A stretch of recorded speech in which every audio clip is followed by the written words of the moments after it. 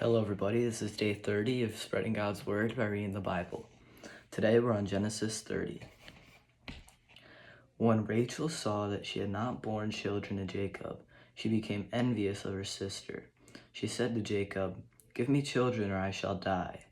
Jacob became angry with Rachel and said, "Can I take the place of God, who has denied you the fruit of the womb?" She replied, "Here is my maidservant Bilhah. Have intercourse with her, and let her give birth on my knees, so that I too may have children through her."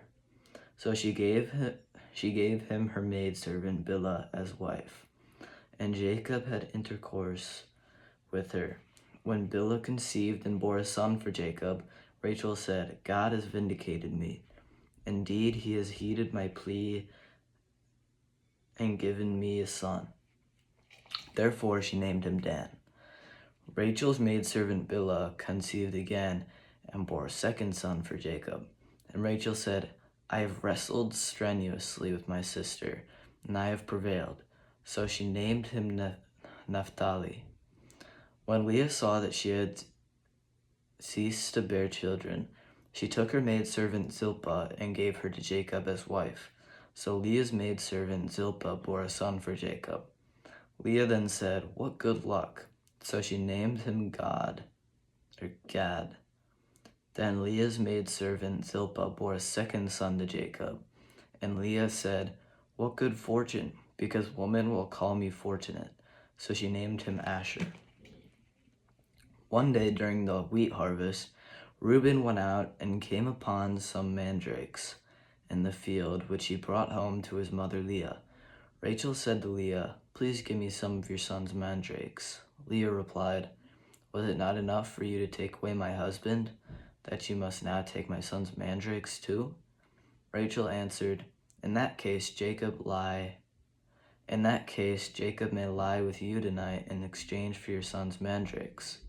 That evening, when Jacob came in from the field, Leah went out to meet him. She said, "You must have intercourse with me, because I have hired you with my son's mandrakes." So that night he lay with her, and God listened to Leah. She conceived and bore a fifth son to Jacob. Leah then said, "God has given me my wages for giving a maidservant to my husband." So she named him Issachar. Leah conceived again and bore a sixth son to Jacob. And Leah said, "God has brought me a precious gift. This time my husband will honor me, because I have borne him 6 sons." So she named him Zebulun. Afterward she gave birth to a daughter, and she named her Dinah. Then God remembered Rachel. God listened to her and made her fruitful. She conceived and bore a son. And she said, "God has removed my disgrace." She named him Joseph, saying, "May the Lord add another son for me." Jacob outwits Laban.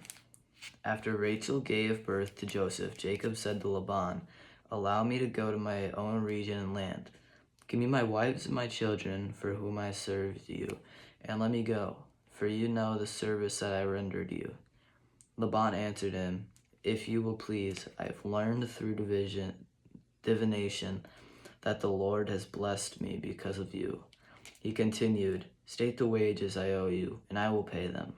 Jacob replied, "You know what work I did for you, and how well your livestock fared under my care.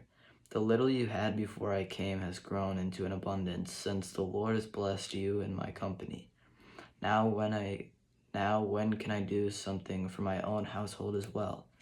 Laban asked, "What should I give you?" Jacob answered, "You do not have to give me anything. If you do this thing for me, I will again pasture and tend your sheep.